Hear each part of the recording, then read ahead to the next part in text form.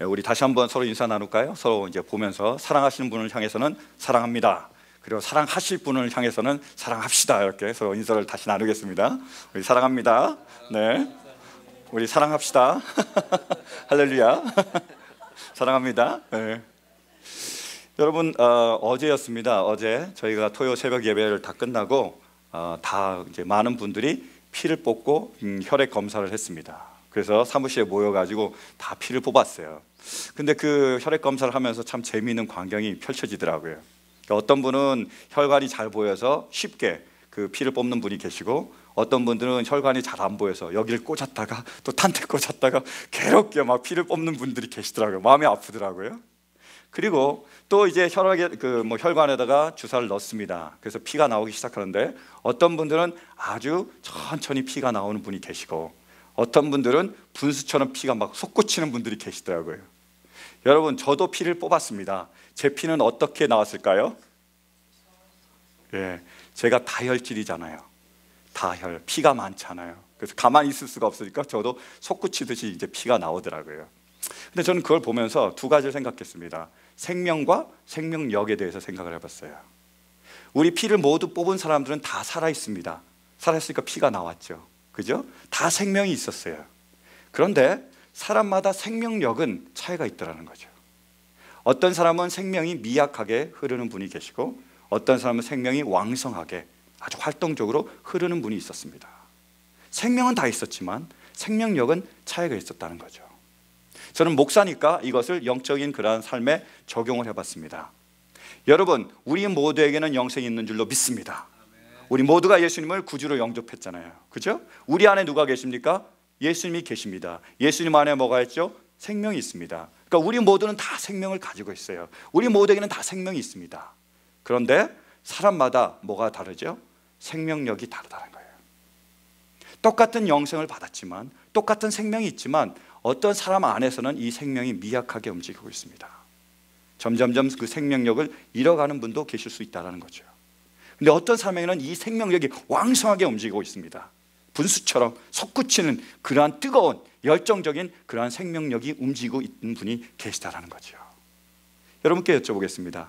여러분의 생명력은 어떻습니까? 미약하게 겨우 명맥을 유지하고 있습니까? 아니면 정말로 살아있고 생동하며 역동적으로 우리의 피를, 혈관을 타고 흐르며 하나님의 일을 감당하고 있습니까? 어떤 것 같으세요? 그걸 알 수 있는 좋은 방법이 있습니다. 오스왈드 챔버스는 주님은 나의 최고봉이라는 책에서 이렇게 얘기를 했어요. 우리가 피곤하고 공고한 것은 바로 우리 안에 계신 예수님의 생명력이 고갈되기 때문이다, 이렇게 얘기했습니다. 우리가 피곤하고 그리고 우리가 힘든 이유는 뭐냐면, 우리 안에 예수님이 생명력을 주셨는데 그 생명력을 우리가 잃어가고 있기 때문이라는 거예요. 그러나 우리 안에 예수님께서 주신 그 생명력이 차고 넘치면 어떻게 된다고요? 독수리 날개쳐 올라간 같이 날아오를 거라는 거죠. 피곤하고 곤비치 않게 될 거라는 거죠. 그 생명력이 내 안에서 에너지가 돼서 살아 움직이기 때문에 우리가 활기차고 역동적이고 생동적으로 갈 수 있다고 오스왈드 챔버스가 얘기한 거예요. 전 그 말에 동의합니다. 여러분, 여러분의 삶이 지금 어떻습니까? 짜증나고 실증나고 살아갈 의욕을 잃어가고 있습니까? 그 다음 혹시 우리 안에 계신 그 생명력의 역사가 점점점 미약해져, 그리고 점점점 고갈되져 가고 있는 것은 아닙니까? 아니면 여러분 안에 예수님의 생명이 살아서 생동하고 있기 때문에 활력을 찾고 에너지를 갖고 정말 열심히 하나님의 일을 감당하고 계십니까? 뭐 보면 아니하면요, 얼굴 보면 알아요. 우리가 거울이 없어서 우리 얼굴은 보지 못합니다. 근데 옆에 사람 얼굴을 한번 딱 보세요. 그것이 정말로 살아있는 생명력의 에너지로 가득 차고 충만한지, 아니면은 그 빛을 잃어가는지, 그 얼굴이 환하게 빛나는지, 그 얼굴이 점점점 어두워져 가는지 어떻다고 생각하십니까? 사랑하는 성도 여러분, 우리 안에 생명이 있습니다. 더욱더 간절히 바라는 것은 이 생명이 살아서 역사하기를 원합니다. 이 생명이 꿈틀대며 움직일 수 있기를 원합니다. 살아나며 생동하며 그리고 역동적으로 하나님의 일을 감당할 수 있는 우리 모두가 될 수 있기를 간절히 축원합니다. 아멘. 우리가 이것을 더 살펴보기 전에 생명에 대해서, 죽음에 대해서 먼저 살펴보기 원합니다. 성경이 말하는 죽음과 생명은 세상 사람들이 말하는 죽음과 생명과 조금 다릅니다. 성경이 말하는 죽음은 뭡니까? 하나님과의 단절이에요. 그리고 자연과 결국 인간과의 단절을 죽음으로 묘사하고 있습니다. 생명은 뭐죠? 반대로 연결입니다. 예수 그리스도를 통하여 우리는 하나님과 연결됐습니다. 그래서 인간과 연결되는 거고 자연과 연결되는 거예요. 단절되면 죽는 겁니다. 연결되면 살아가는 거예요. 그것이 바로 생명입니다. 여러분, 제가 살아있습니까? 죽어 있습니까? 살아있잖아요. 움직이고 있잖아요. 여러분, 제가 살아있습니다. 죽은 사람처럼 취급하지 마시기 바랍니다. 제가 살아있어요. 제가 움직이고 있습니다. 활동하고 있습니다. 그리고 제 손과 발은 살아있습니까? 죽어 있습니까? 살아있죠. 왜요? 살아있는 제 몸에 붙어 있으니까 살아있는 거예요. 이 제 손과 발은 혈관으로 연결이 돼 있습니다. 피가 계속 돌고 있는 거예요. 또 신경으로 연결이 돼 있습니다. 신경으로 다 연결이 돼 있습니다. 그래서 만약에 제 손가락이 있는데 이 손가락을 제가 칼로 싹 베면 어떻게 하죠? 피가 솟구치면서 나오게 될 거라는 거예요. 왜요?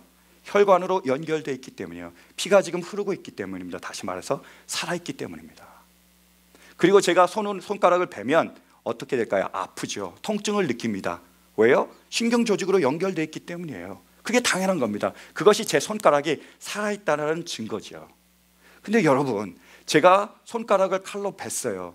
근데 제 손가락에서 피가 나오지 않는다면 어떻게 될까요? 문제입니다. 왜죠? 제 혈관이 멈춘 거예요. 단절된 겁니다. 연결이 되지 않는 거예요. 피가 제 손가락까지 흐르지 않는 거예요. 그럼 어떻게 되느냐? 손가락이 점점 썩어 들어가게 됩니다. 죽었으니까 죽고 마는 거예요. 제 손가락이 잘렸는데요, 제가 아무런 통증도 느끼지 못한다면 어떻게 된 거죠? 신경 조직이 죽어버리고 만 겁니다. 생명은 연결이며 죽음은 단절이에요. 지금 여러분과 제가 나눠져 있는 거라고 생각하실 수 있을 거예요. 지금 여기 우리 박정환 집사님도 계십니다. 그죠? 노명근 집사님도 계세요. 이름을 막 거명하면 안 되는데, 그죠? 여튼간 집사님이 계십니다. 우리 집사님들하고 제가 연결이 되어 있습니까? 끊어져 있습니까? 어떻게 됐을까요? 우리는 연결되어 있습니다. 지금 우리가 서로 다른 개체처럼 손과 발처럼 나눠졌다고 생각하지만 우리 집사님이 발이 되실 수 있고 제가 손이 될 수 있지만, 별로 좋아 안 하신 것 같은 냄새 나서 바꾸겠습니다. 제가 발이 되고 우리 집사님이 손이 될 수 있지만, 우리가 서로 다른 지체라고 생각할 수 있지만 우리는 누구 안에서요? 예수님 안에서 그리스도의 보혈로 연결이 되어 있습니다. 어떻게 알 수 있을까요? 집사님의 기쁨이 제 기쁨이 된다는 거죠. 집사님의 고통이 제 고통이 됩니다. 그러니까 우리는 예수 그리스도 안에서 연결이 된 거예요. 만약에 그런 일이 벌어져서는 안 되지만 집사님이 기쁜데요, 나는 배가 아파요. 이러면 안 되죠. 왜요? 그건 관계가 이미 죽어져 있는 겁니다. 집사님이 고통을 받는데 나는 기뻐요. 안 됩니다. 왜요? 우리의 관계가 단절된 거예요. 살아있다는 것은 연결되어 있다는 겁니다. 함께 느낀다는 거예요. 죽어있다는 것은 단절됐다는 겁니다. 느끼지 못한다는 거예요. 우리는 주님 안에서 한 몸임을 믿습니다. 우리가 기쁨과 고통을 함께 나눌 수 있는, 정말로 주님 안에서 살아있는 그러한 공동체가 될 수 있기를 간절히 축원합니다. 하나님이 이렇게 연결시켜 놓으셨습니다. 그래서 생명이 움직이기를 원하고 계세요. 그래서 우리가 살아있고 활동적으로 역사하기를 원하고 있습니다. 그런데 사람들은 종종 이것을 끊어버려요. 단절시켜버립니다. 그것이 바리새인과 헤롯이었어요. 예수님께서 바리새인과 논쟁을 합니다. 막 말씀을 하시고, 그러고 나서 배에 오르시면서 제자들에게 얘기했습니다. 너희들은 바리새인과 헤롯의 누룩을 주의해라. 그 누룩이 뭐냐면 그들의 잘못된 가르침이에요. 너희들은 바리새인의 잘못된 가르침과 그리고 헤롯의 잘못된 가르침을 주의해라 라고 말씀하셨습니다. 그것을 깊이 살펴보면 그들의 가르침이 왜 잘못됐느냐, 그들의 가르침이 공통점이 있어요. 바리새인도 가르쳤고 헤롯도 가르치는데 그들의 가르침이 공통점이 있습니다. 뭔지 아세요? 그것은 단절되어 있다는 거예요. 그들의 가르침은 단절시키고 있습니다. 뭐를요? 하늘과 땅을 단절시키고 있는 거예요. 하나님과 인간을 단절시켰습니다. 그래서 바리새인들은 어떤 것을 위합니까? 하늘만 위하는 거예요. 하늘만 추구했습니다. 예수께서는 이 땅에 오셔서 어떻게 하셨습니까? 5,000명을 먹이셨어요. 그 굶주린 사람들의 그 고통을 함께 느끼셨습니다. 그래서 그들을 긍휼히 여기셔서 그들에게 먹을 것을, 생명의 떡을 나눠주셨습니다. 병든 자의 아픔을, 그 고통을 함께 느끼셨어요. 그래서 어떻게 하셨죠? 치유해 주셨습니다. 죽은 자의 슬픔을 아셨습니다. 그 절망을 아셨어요. 그래서 어떻게 하셨습니까? 심지어 죽은 자를 살아나라고 말씀하셨다는 거예요. 그래서 살아나면 그 역사가 그 가운데서 역사하셨습니다.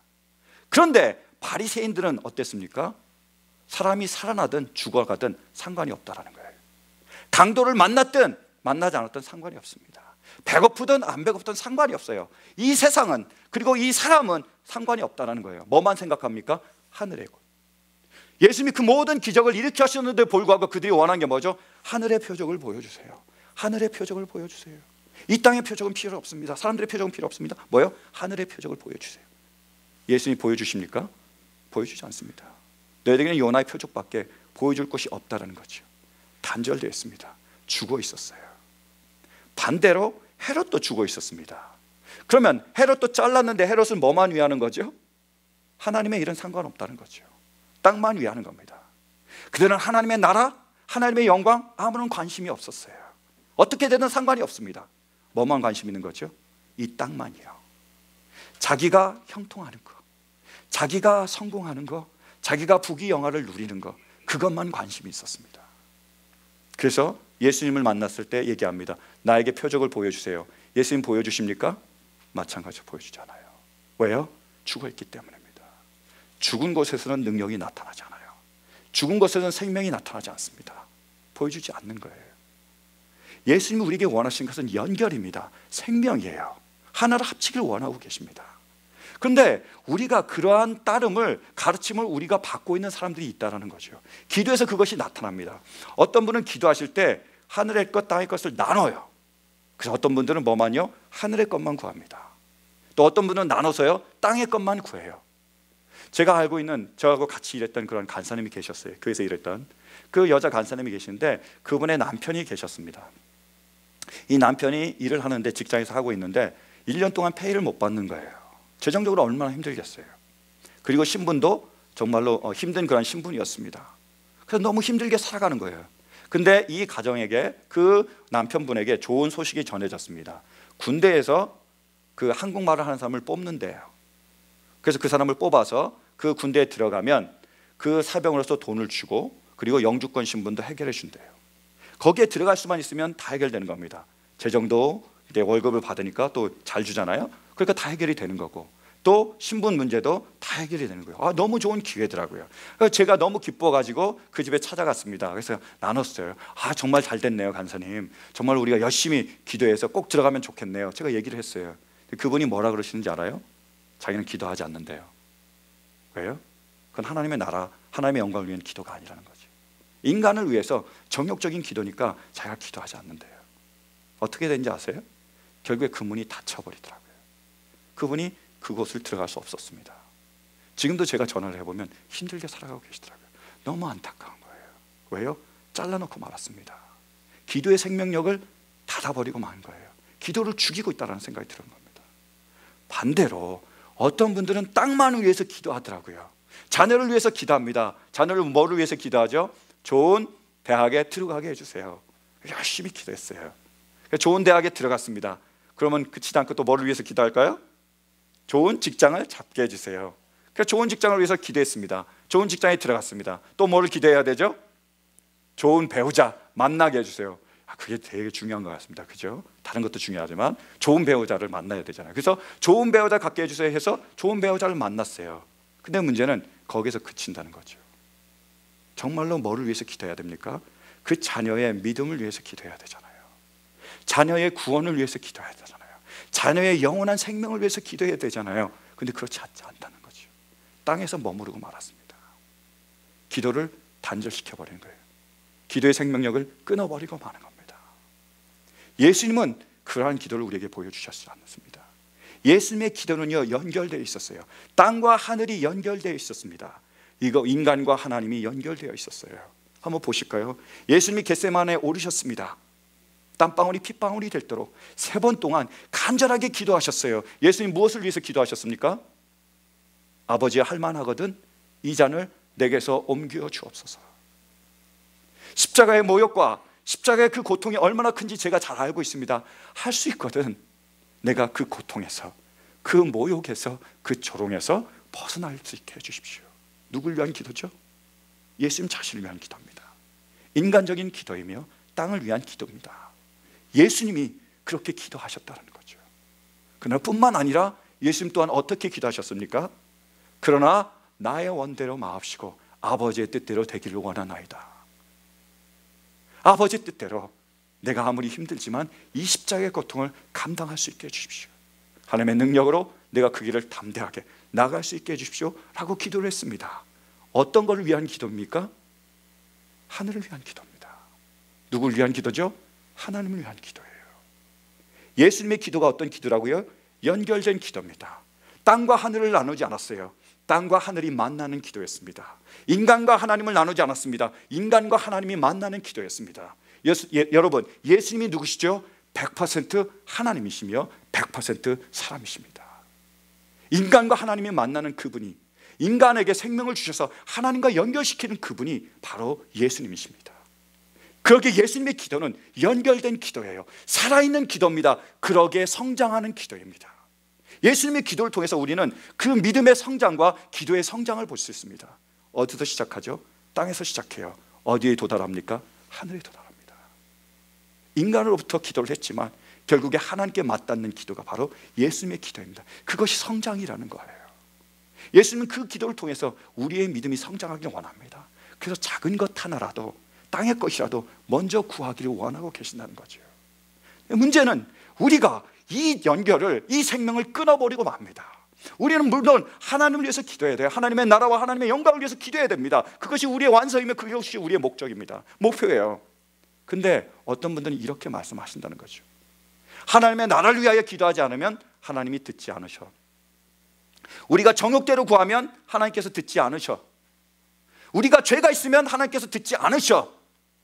올바른 기도를 가르쳐주는 건 맞습니다. 문제는 뭐냐 하면 이러다가 기도하는 그 기도의 문을 막아버릴 수 있다는 거예요. 이래도 안 들어주시고 저래도 안 들어주시고 저래도 안 들어주시면 기도하면 뭐하냐. 안 들어주실 건데 기도하지 않게 만든다는 거죠. 기도의 생명력을 앗아가 버리는 거예요. 또 기도하다가 기도를 중단시켜버리게 맙니다. 기도하다가 응답이 없으면 어떻게 생각합니까? 하나님 뜻이 아닌가 봐. 기도하다가 기도가 응답이 안 되면 어떻게 됩니까? 내 정욕대로 구했나 봐. 기도하다가 응답이 없어요. 그럼 어떻게 생각하죠? 내가 죄가 있어서 안 되나 봐. 그래서 기도를 멈추게 된다는 거예요. 기도가 죽어버리고 마는 겁니다. 여러분, 하늘과 땅을 나누지 마십시오. 하나님과 인간을 나누지 마십시오. 무엇인지 구하기 바랍니다. 왜요? 주님께서 우리에게 그렇게 말씀해 주고 계시잖아요. 다시 말씀을 보실까요? 24절 말씀입니다. 24절 함께 보시겠습니다. 시작. 그러므로 나는 너에게 말한다. 너희가 기도하면서 구하는 것은 무엇이든지 이미 그것을 받은 줄로 믿어라. 그리하면 너희에게 그대로 이루어질 것이다. 아멘. 누가 하신 말씀이죠? 누가 하셨습니까? 역시 잘하십니다. 그죠? 예수님이 하셨어요. 무엇을 위해서 기도하라고요? 하늘을 위해서요? 땅을 위해서요? 뭐를 위해서요? 무엇이든지 whatever, 호치, 뭡니까? 하늘과 땅, 무엇이든지 기도하라는 거예요. 하나님의 나라와 인간을 위해서 무엇이든지 기도하라는 겁니다. 왜 우리가 무엇이든지 기도하냐 그러면 기도를 통해서 우리와 하나님과의 믿음의 관계가요 회복될 수 있습니다. 신뢰의 관계가 깊어질 수 있어요. 우리의 작은 기도라도 응답이 되면 우리가 하나님이 살아계심을 체험할 수 있습니다. 우리의 믿음이 살아날 수 있다는 거예요. 정말로 하나님이 살아계신가 그 생동하는 믿음을 우리가 바뀔 수 있습니다. 더욱 신뢰하게 되며 더욱더 구하게 되며 결국에 더 하나님을 위하여 우리가 쓰임받을 수 있게 된다는 거예요. 믿음이 살아나면, 관계가 살아나면 우리가 하나님을 위하여 더욱더 역동적으로 활동할 수 있다는 겁니다. 여러분, 우리가 자녀를 기를 때요 잘 볼 수 있습니다. 우리가 갓난아기가 태어났어요. 갓난아기가 구하는 것은 아주 간단합니다. 뭘 구하죠? 딱 두 개예요. 뭡니까? 우유와 기저귀. 배고프면 엥 웁니다. 그럼 엄마가 가서 젖주면 되는 거예요. 그리고 쌌습니다. 그죠? 속된 말로. 그럼 어떻게 합니까? 기저귀를 갈아주면 돼요. 근데 자세히 보니까 조금 자라면서 좀 달라지더라고요. 우리 인내만 봐도 아빠로부터 괴롭힘을 당할 때 울더라고요. 엥 울어요. 막 죽어갔듯이 웁니다. 그럼 엄마한테 딱 주면 바로 끝이에요. 그래서 괴롭힘을 당할 때 자기를 보호해달라고 아이들이 울 수 있습니다. 근데 여러분, 아이가 울 때에 부모가 반드시 그 울음에 보답을 해줘야 돼요. 응답을 해줘야 됩니다. 그때 그 아이가 부모를 신뢰할 수 있게 된다는 거죠. 내가 우는데 나를 도와줄 누가, 나를 돌보는 누가 있다고 생각할 때 아이는요 안정감을 갖게 되는 거예요. 그리고 그 모든 응답을 통해서 부모가 반응해 주는 것을 통해서 부모에 대해서 신뢰하게 됩니다. 그리고 그 신뢰가요 점점점 쌓여 나가는 거예요. 지금 우리 아이들 보면 갓난아기 시절을 지났습니다. 그래서 이 아이들의 간구가요, 구하는 것이요, 더 다양해졌어요. 그리고 더 커졌습니다. 문제는 더 비싸졌어요. 이렇게 바뀌고 있다는 거죠. 더 큰 걸 구하고 있습니다. 그래서 옛날에는 뭐 그러지 않았지만 지금은 투티프루티예요. 뭡니까? 프로즌 요구르트. 이걸 사달라고. 그래서 매주 제가 사줘야 됩니다. 며칠 전에는 제가 가만히 있는데 버거킹 쿠폰이 날라왔어요. 우리 큰딸이 그 버거킹 쿠폰을 딱 들었습니다. 눈이 반짝이더라고요. 그럼 제가 얘기했습니다. 다음 주에는 아빠 치킨 샌드위치 사주세요. 다음 주에 제가 치킨 샌드위치 사줘야 돼요. 근데 제가 그 아이들의 그 응답을, 그 소원을 계속 들어주면서 발견한 게 뭐냐면, 그 응답을, 그 구하는 것을, 그 원하는 것을 내가 들어주면서 아이와 나와의 신뢰의 관계가 점점 깊어진다는 것을 제가 발견했습니다. 내가 그것을 응답해 주니까, 들어주니까 아이가 나를 믿기 시작하는 거예요. 더 사랑하기 시작하는 것을 제가 발견했어요. 처음에는 아이가 원할 때 제가 그냥 바로 들어줬어야 돼요. 어렸을 때는. 근데 지금쯤은요, 기다릴 수 있습니다. 제가 투티프루티 뭐 치킨 샌드위치 사주세요 그러면 내가 다음 주에 사줄게 그래요. 근데 놀라운 건요, 아이들이 믿더라고요. 다음 주까지 기다리는 거예요.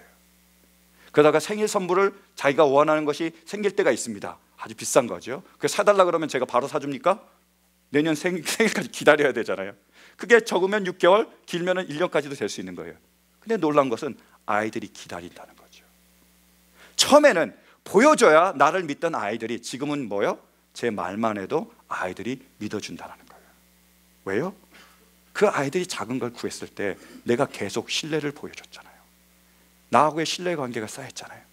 지금은 보지 않고도 내 말만 가지고도 그 아이들이 믿고 나를 기다리며 나를 신뢰할 수 있다는 거예요. 이것이 바로 도마를 통해서 보여주신 예수님의 믿음의 표본입니다. 예수님께서 제자들에게 나타나셨어요. 부활을 믿지 못하던 제자들에게 나타나셔서 자기의 손과 자기의 옆구리를 보여주셨습니다. 손의 못자국을 보고 옆구리의 창자국을 보고 제자들이 예수님 부활을 믿게 됐습니다. 근데 문제는 그때 도마가 없었어요. 같이 있었으면 좋았을 것을. 그리고 예수님이 떠나가시고 도마가 왔습니다. 도마가 오자 제자들이 제일 먼저 한 게 뭐예요? 예수님의 부활의 이 기쁜 소식을 전하는 겁니다. 예수님 부활하셨어, 예수님이 다시 살아나셨어 전했습니다. 도마가 믿었습니까? 안 믿었습니까? 믿습니까? 안 믿습니까? 안 믿은 거예요. 믿으세요? 예수님 부활하신 거 믿으세요? 그래요. 우리 집사님보다도 못한 거예요. 도마가 믿지 못한 거예요. 믿을 수 없다는 겁니다. 그래서 얘기합니다. 내 눈으로 내가 손에 못자국을 보고 옆구리의 창자국을 내가 만져보지 않으면 내가 믿지 못하겠다고 얘기했어요. 예수님이 그걸 들으시고 도마를 위하여 다시 나타나셨습니다. 도마에게 얘기하셨어요. 네가 믿지 못하겠느냐? 내 손에 못자국을 만져봐라. 내 옆구리에 창자국을 만져봐라. 그리고 믿어라. 그렇게 얘기했습니다. 그때 도마가 뭐라 그러죠? 나의 주, 나의 하나님이라는 진정한 고백을 주님께 드립니다. 그때 예수님 말씀하셨어요. 너는 보고 믿느냐? 보지 않고도 믿는 자는 복되도다 말씀하셨어요. 여러분, 우리는 보지 않고도 믿을 수 있어야 됩니다. 여러분, 하나님의 말씀이 진리임을 믿으십니까? 그 말씀대로 하나님의 역사심을 믿으십니까? 봤습니까? 보지 않아도 우리가 믿을 수 있어야 돼요. 맞습니다. 그런데 우리가 그 믿음까지 성장하기 위해서 때로는 우리에게 필요한 것이 예수님이 보여주시는 거라는 거예요. 도마의 믿음 없음을 보시고 너는 믿음 없어, 자격 미달 내치지 않으셨다는 겁니다. 어떻게 하셨죠? 우리를 사랑하시는 예수님, 자상하신 예수님, 우리의 모든 형편을 아시는 예수님께서 직접 다시 한번 나타나셨습니다. 다시 한번 보여주셨어요. 내가 보지 못하고 믿지 못하겠거든 나를 보고 믿으라는 거죠. 도마는 그것을 보았습니다. 그래서 믿게 됐어요. 그 다음부터는 어떻게 됐을까요? 보지 않고도 그 말씀을 믿게 되었습니다. 믿음이 성장된 거예요. 그래서 주님은 우리에게 말씀하십니다. 무엇이든지 구하라는 거예요. 그것을 통해서 나를 신뢰하는, 나를 믿는 너의 믿음이 성장하라고 말씀하고 계십니다. 여러분, 우리의 믿음이 성장하길 원하십니까? 주님의 믿음처럼, 바울의 믿음처럼 성장하기를 원하세요? 좋은 방법이 있습니다. 뭐죠? 작은 것이라도 구하시기 바랍니다. 하늘과 땅 나누지 마세요. 큰 것 작은 것 나누지 마세요. 작은 것보다도 하나님께 한번 구하세요. 내가 열받습니까? 다른 사람이 나를 화나게 해요? 그때 아버지께 구하세요. 하나님, 내가 화내지 않도록 도와주십시오. 악을 악으로 갚지 말고 선을 선으로 갖게 해주십시오. 기도하는 겁니다. 여러분, 우리의 사촌이 땅을 샀습니까? 배가 아프십니까? 그럼 어떻게 해야 되죠? 기도하는 거예요. 내가 시기하지 않도록 도와주세요. 하나님, 나를 도와주세요. 내가 다음 달 렌트비를 내야 됩니까? 렌트비가 없어요? 그럼 뭐예요? 구해보세요. 하나님, 나에게 렌트비가 정말로 필요합니다. 이것이 나에게 정말로 필요합니다. 하나님, 나에게 렌트비를 채워주세요. 우리 아이가 감기에 걸렸어요. 그럼 어떻게 하죠? 약을 주면서 기도하는 겁니다. 비록 이 약을 주지만 하나님, 이 약을 통해서 하나님의 능력이 나타날 수 있게 도와주시고, 이 약이 아니라 하나님의 능력으로 우리 아이가 치유되게 도와주세요 라고 기도하는 거예요. 그때요, 아이가 나으면 어떻게 될까요? 여러분이 렌트비를 위해서 기도했습니다. 하나님 렌트비를 채워주시면요, 여러분이 미워하는 마음이 생겼는데 하나님이 그 미워하는 마음을 없어지게 하면요, 어떻게 될까요? 그때 여러분은 하나님의 임재를 느끼게 된다는 거예요. 하나님의 살아계심을 느낄 수 있습니다. 제가 간증하는 것처럼 제가 아파트를 위해서 작은 것이라도 기도했을 때 응답하면 제가 얼마나 놀라겠습니까? 얼마나 감사하겠어요? 하나님의 살아계심을 제가 체험하게 되니까 제 믿음이 살아나게 된다는 거예요. 우리의 믿음은 지성을 요구합니다. 이성을 요구해요. 그래서 말씀입니다. 그러나 우리의 믿음은 우리의 경험을 요구합니다. 체험을 요구해요. 왜요? 삶이기 때문이에요. 말씀이 삶이 된 게 예수 그리스도십니다. 그것이 우리에게 갖추신 신앙이라는 거예요. 여러분, 믿지 못하겠던 지금 구해보시기 바랍니다. 작은 것이라도 구해보세요. 하나님은 응답하실 것입니다. 그 작은 응답을 통해 여러분은 하나님을 발견하게 될 거예요. 그 다음에 여러분은 하나님이 정말로 살아계시다고 사람께 증거하게 될 거예요. 더 큰 것 구하게 될 것입니다.